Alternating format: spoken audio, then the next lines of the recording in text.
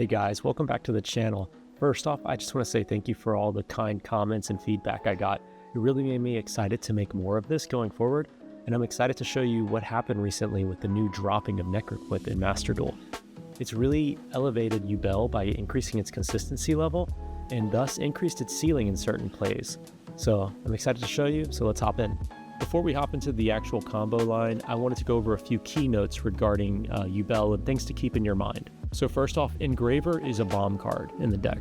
So what that means is if it goes off, you typically are winning the duel because it allows you to extend a lot further than the typical Yubel package. So whatever you're doing when you have your cards in hand, if you always play your Yubel first, because if that gets stopped and you have Fiendsmith in hand, you can discard that and access Yubel through the Aerial Eater engine. So always remember that. You can just keep it, or if you find that you're going to have Requiem on the field and they potentially can Ash it, you want to try to bait out the Ash with like a Lotus or something like that, because again, if you can get Fiendsmith on the field, you can extend and push the combo. The second one is when Yama needs a body, give her Engraver. What that means is that you're going to access your Fiendsmith engine, and then once you get Engraver and Necroquip on the field, you'll pull Engraver from the grave and link into Yama. Almost every time you're going to link into Yama, unless Engraver is in your hand starting, that's how you're going to get to it. And for the third one, we have a hand check here. If you have Engraver track in hand, you're going to grab Lurie with Rage. So what that means is I'm using track in the combo, so I don't need to get Fiendsmith back to hand to discard for track at the end of the combo. So I'll always take Lurie, because typically what's going to happen is you're going to make Muckraker, and then you can discard Lurie off a Muck to then summon it back on the field, getting 2 bodies. So you're maximizing your effects. So for my final point is to protect sequence at all costs. What that means is you're typically making Varudras before you activate sequence effect to protect it from Imperm. So what happens is if you have a lot of starting combo pieces, your opponent might withhold Imperm at the very end to at least stop Desi from coming to board. So if you make Varudras, you insulate that effect and you allow it to go off regardless. Alright, so here I'm including a few deck lists just to give y'all some ideas. I'm not saying these are optimal. Unfortunately, I haven't been able to play too much Master Duel lately. And so what that means is I haven't been able to actually test these. But what I'm finding is that you want a lot of starters mixed with bomb hand traps. Force your opponent to turn over their turn, allowing you to actually combo into something, because Yubel, unfortunately, because it's a combo deck, it has a hard time playing into boards unless you have board breakers and things like Kashtira, which aren't optimal because we have Fuba and Maxi and we need a lot of counters to that. So that's why I typically don't run board breakers in Master Duel, but almost always run board breakers in the TCG. So the first one we have is our Yubel Pure variant. If you see something here, I included 3 maps. Why I did this was because we're lacking the Throne and the 3rd Beckoning Beast. So this really cuts our starter count along with the Engraver, which the TCG had all of these, so a lot of chances to maximize and go off first turn. And I found when I was playing other variants that it just didn't have enough starters. So this is my Pure variant. As you can see, I kept Lacrima in the extra deck. And what this allows me to use is track, which you'll see in some of the gameplay footage, that I can summon still using that track summon when I have Desi and sequence on the field to go into Caesar and extend the board. The next deck we have is my favorite deck, which is the Yubel Millennium deck. Unfortunately, I'm not sure it's the optimal deck now that Fiendsmith is a 1-card starter, just because it ends on the same inboard and it's already a weak starter for the most part. Whereas I think the maps might actually be better in this case. But if you want to still run Yubel Millennium, there's a few notes here. One of them is that you have to have Doom Dragon. That way you can get the second body, because you don't want to go into Necroquip. If you do, you run out of Light Fiend bodies in the grave, and then you're not able to get Desi, and you have a very weak inboard at the end of this.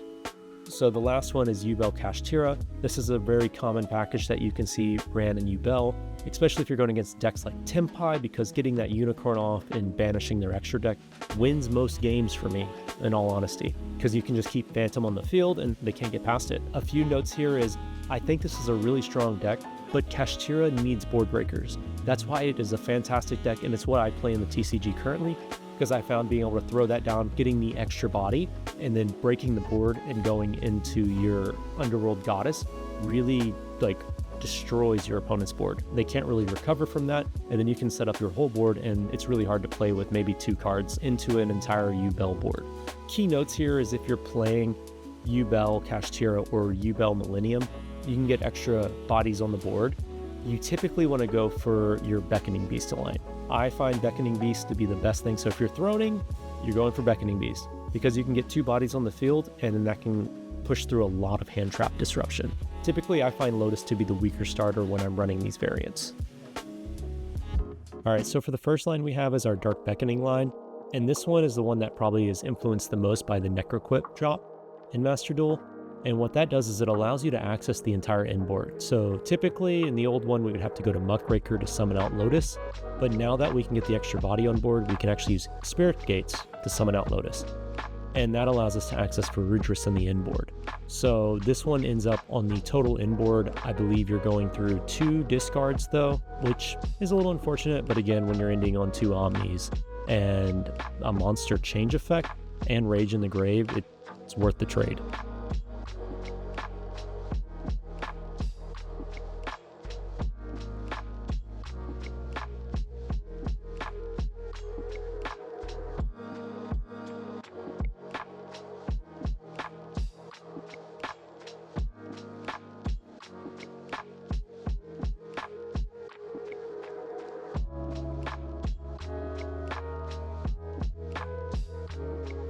Another great thing about the Necroquip 2 you'll find with Aerial Eater is the combination of being able to banish it now, which adds extra value. So the card is honestly broken from the draw 1 to the banish for Aerial to get it back on the field, allowing you to typically keep Incarnate and Necroquip Engrave. So another key note is whenever you go for Aerial line, you summon Necroquip because it gives you that extra body to resummon it back.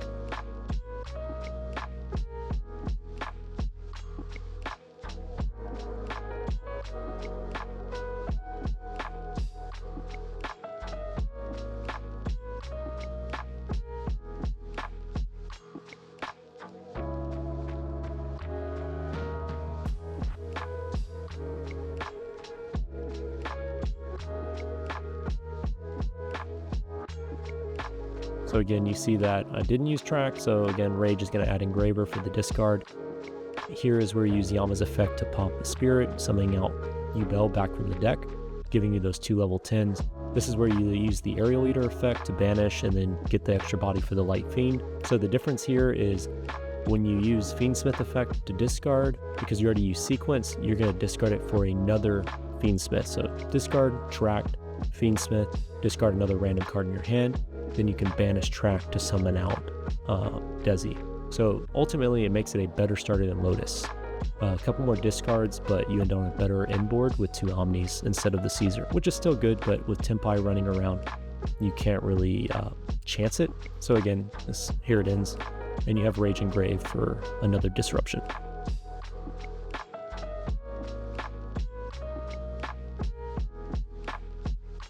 Okay, so we're covering the Lotus line here. A few things change with the Necroquip, and that is that it's on the body to give us an additional draw and also be a level 6 for Caesar at the end board. If you're watching here, you'll notice that we created Phantom. This gives us Nim protection early on, and that's what makes the Lotus line really good, is that you get that extra body. You can send Spirit back instead of Yubel, allowing you to get that third, I think for third summon it's Phantom, and then you can go to your 5th summons and then go into the Fiendsmith line.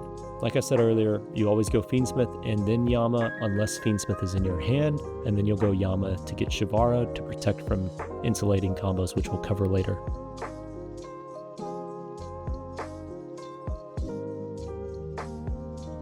So here we get Necroquip on board, and then we use Engraver and Squirmer's effect to get 2 more bodies to go into Yama, leaving us with 2 0/0 Fiends in the grave to summon out an additional Phantom, which is the extra body to go into Rage.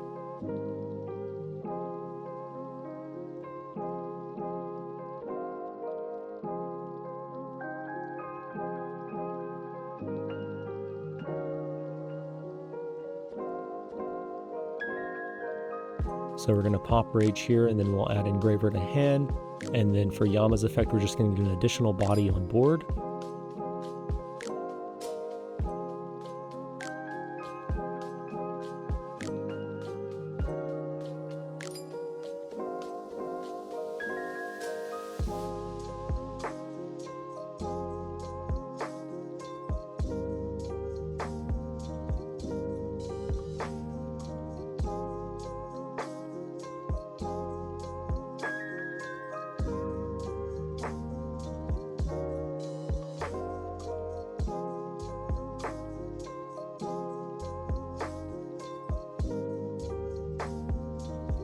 So here is where we're able to go into Muckraker, and then we use the discard from the Necroquip draw. So we technically never go neg on cards for discards, so this is all from one Lotus. For the Throne to Lotus line, nothing really changes because you don't even summon Necroquip. I actually try not to, because it keeps her in the backup for extension later in the game. If I need to like pull Fiendsmith and summon out with Requiem again, it gives me another way to one card combo if I'm running out of extenders or starters, if my board gets broken. But I included it here. If you want more commentary on it, you can always check out my last video, and it goes into more detail on how this combo works and all the ins and outs of it.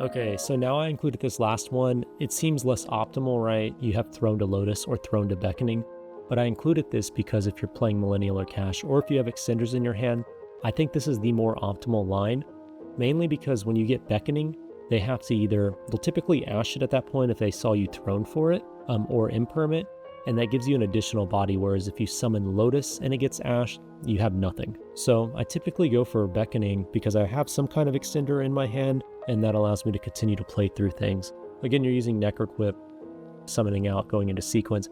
This will allow you to drop Lotus in the grave. You have a similar Beckoning line, except now you get the extra body off the Throne.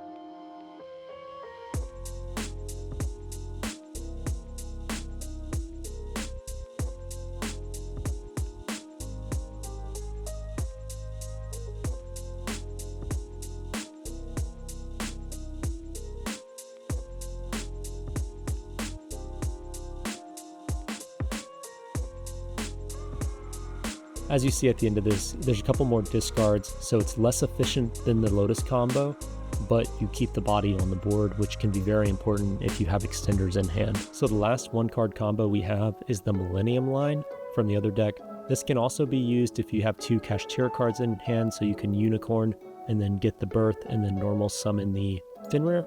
No, grab birth, normal summon Finrare, and then you can go into this line as well, getting that 3rd body. That's what's crucial. Again, here Doom Dragon on the field because it allows me to go sequence. Otherwise, Engraver banishes one of the Light Fiends, and this forces you to send the Engraver back to deck, so you can't retrieve it later on, which allows this combo to go into the same inboard as the 1-card Engraver.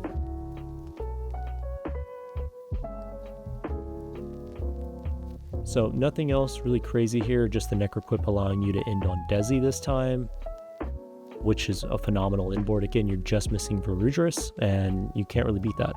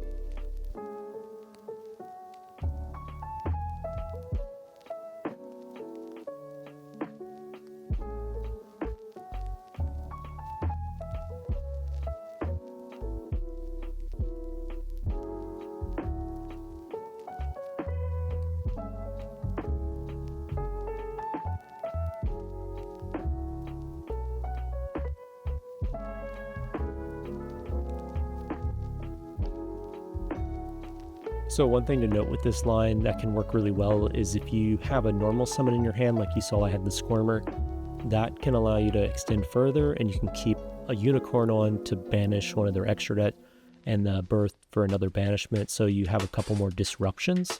These are just things to think about. Maybe if you have a Fuvalos in hand, you can normal summon that since you can't really use it for the rest of the duel. And it just makes a better inboard overall. So now we're going into our 2-card combos. We're going to start with the Dark Beckoning Beast and Lotus line.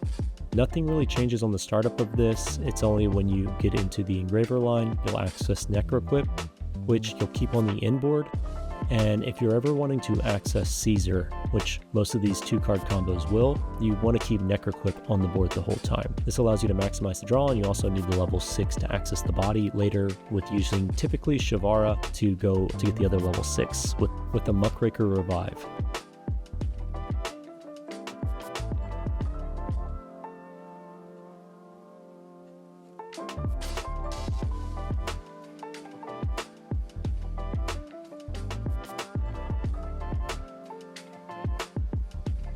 So here I'm going into the Double Phantom. Again, this is nib protection too. They typically would have nibbed here, but you can always go Double Phantom so they can't beat you with Imperm nib, which you'll see later when you're using other combos. It really isolates from hand traps once you start getting into 2-card combos.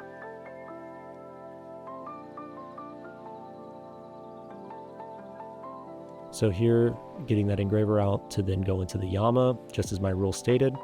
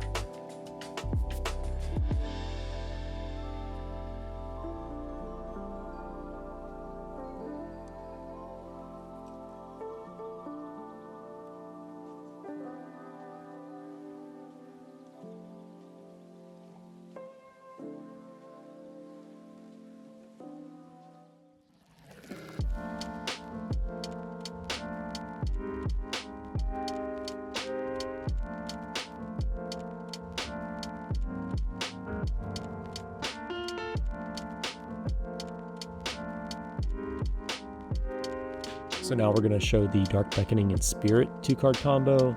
What you're going to do is you're going to go all the way into your Engraver line before you summon Spirit. Typically here is where people would discard Spirit, but we want to keep it alive. And if you get nibbed, it allows you to have a Fiendsmith engrave.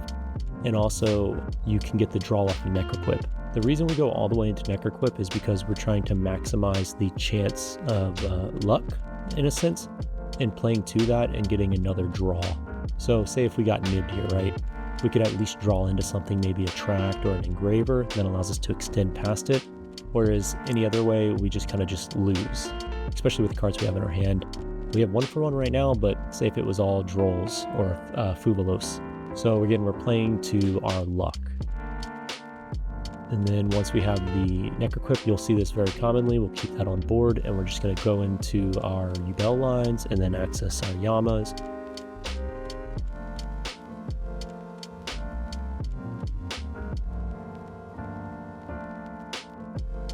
So again, didn't follow my rule, didn't pull the Engraver first, but I kept him engraved just in case anything came out, and then he can go into Rage. So he's still being used, either Yama or Rage.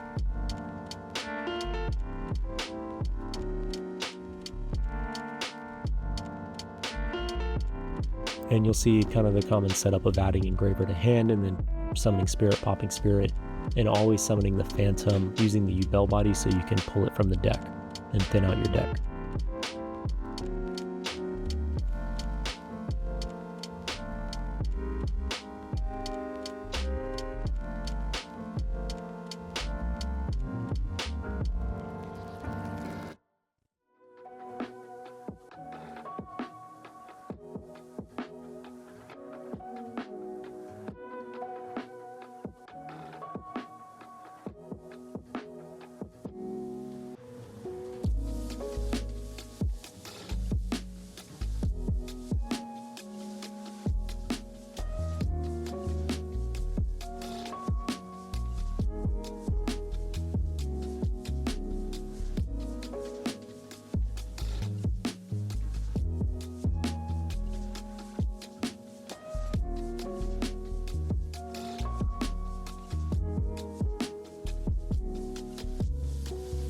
So the next one is the Dark Beckoning and Throne line. This is actually my favorite line, just because it plays through so much.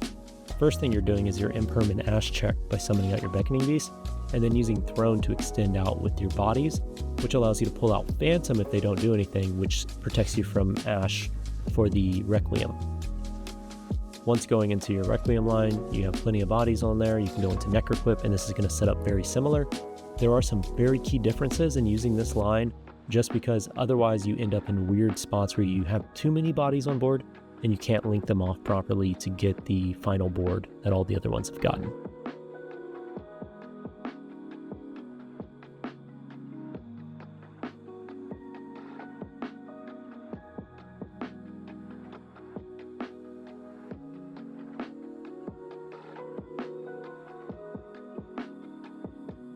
So as you see, I haven't actually used opening yet. I'm using it now, dropping off the Shavara. This means I use no discards. So that this whole combo, I get the entire board, no discards, because the Necroquip draw will be used later for Muckraker. This also allows me to chain all of them, setting out the trap, the pain, and the draw. Then I'm going to do something different because I don't have Shavara in hand. I'm going to link into Rage to destroy it with the pain. So it can destroy any dark creature, which is very key to know, especially when you're going into the next turn and you need to destroy something like Varudras, which you can, and then destroy something of theirs.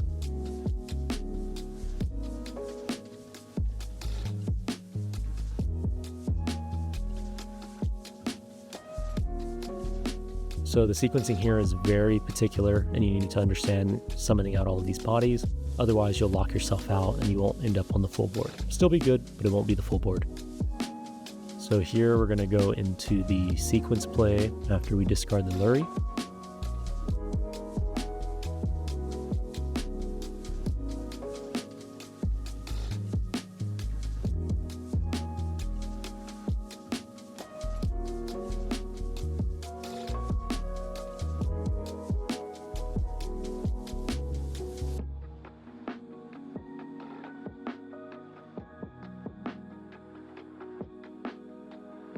before you activate Muck's effect, make sure you summon out Varudras, otherwise you're locked out of that. So again, sequencing is key, especially when you're tired.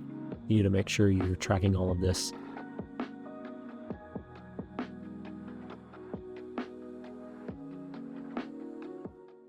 So the next combo is the Lotus Throne combo.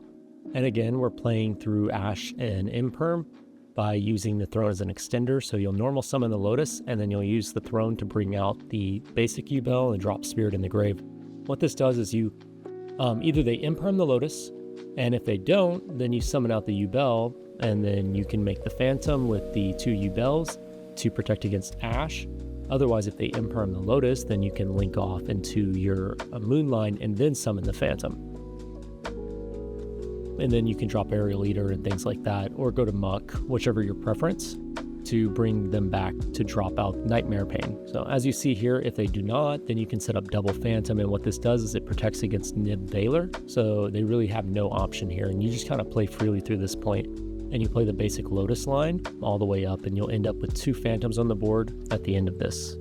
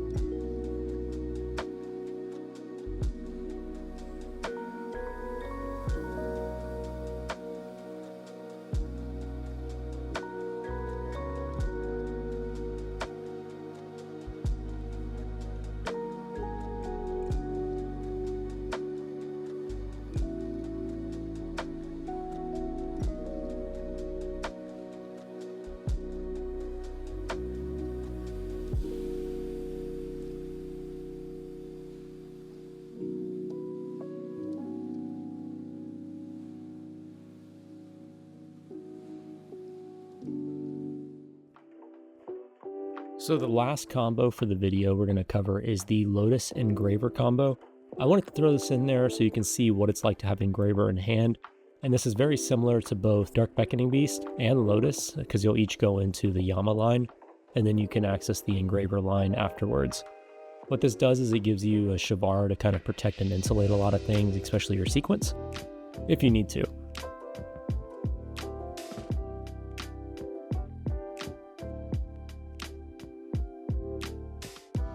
As you're watching here, I get Shavara in hand, and then this is my sign to access the Engraver line, which then I'll use the track and bring in the Lurry in hand, discard the Lurry, summon it out, and then I can access the other Fiendsmith with Requiem.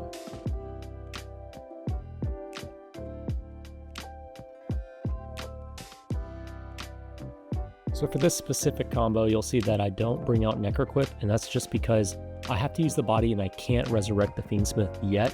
I will need it later in the combo to link off.